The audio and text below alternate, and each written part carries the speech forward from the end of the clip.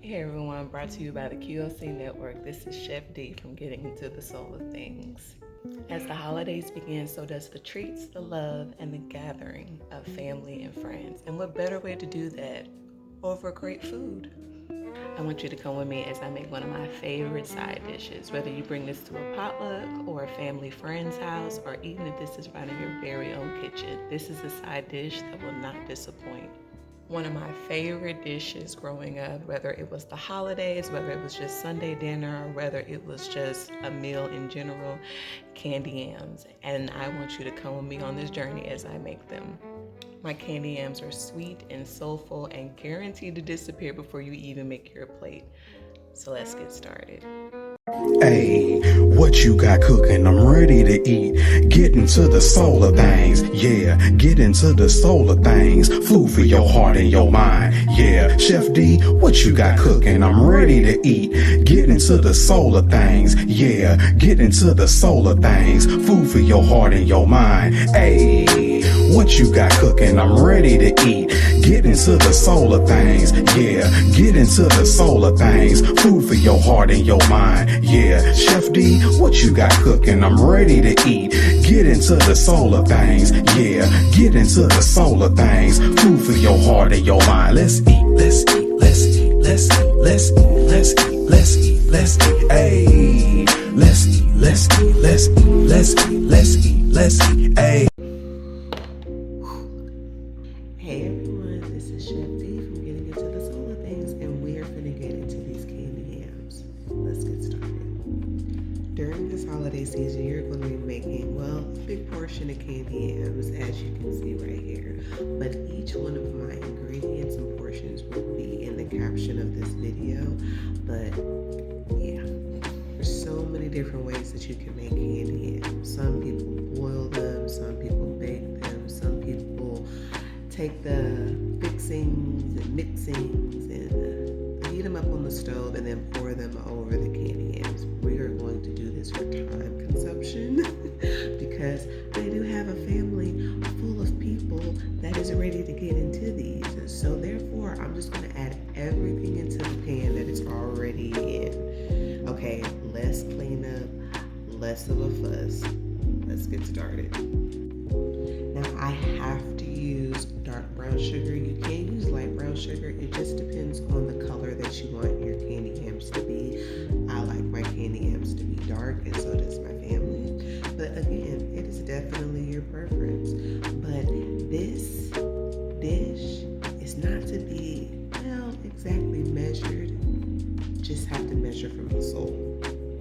Okay, I got the dark brown sugar on there, and guess what? We're still gonna add more sugar. So you also wanna add regular white sugar to your candy yams. Again, measure from the soul.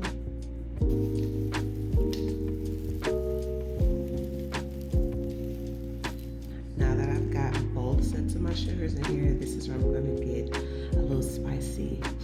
I'm going to add ground nutmeg, ground cinnamon, and then of course my vanilla. And then let's get started with the next step after that.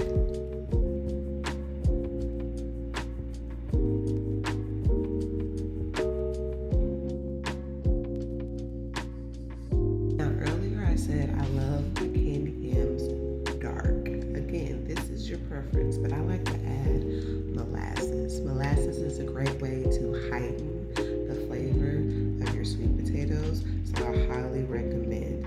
You do not need a lot of this, but again, it's your preference. But if you're going to add a majority of this, like in a larger quantity, you want to make sure you balance it out with sugar, okay? Also too, I did add a touch of salt. I did use sea salt in this dish, but again, it is definitely your preference. So once you have all your goodness on top of these, you want to give this a really good stir, and then we're going to add butter to it.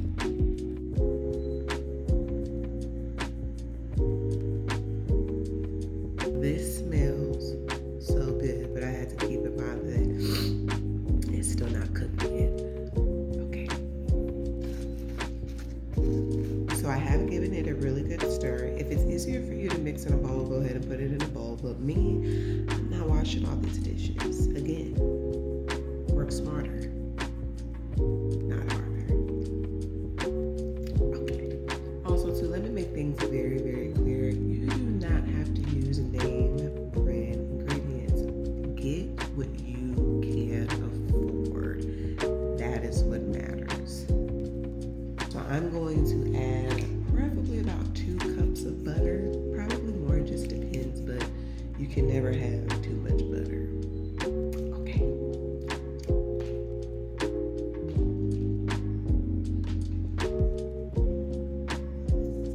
Okay, so now that I have all my fixings and all that good soulful love in there, I'm going to add one final ingredient, and that's water. Not a lot of water, you just want to make sure all that water gets all the goodness of all your ingredients together, and it's going to help bake those sweet potatoes while they're in the oven. Also keep in mind the amount of water that you have. You don't want too much, only because that sugar is going to caramelize these sweet potatoes. Hence why they call it candy yams. So I'm going to cover this and put this in the oven at 350 degrees, and I'm going to check on it every 30 to 45 minutes and give it a good stir. I do not like my candy yams too soft. I still like them tender but also firm. So again, it's your preference how you want to cook your sweet potatoes.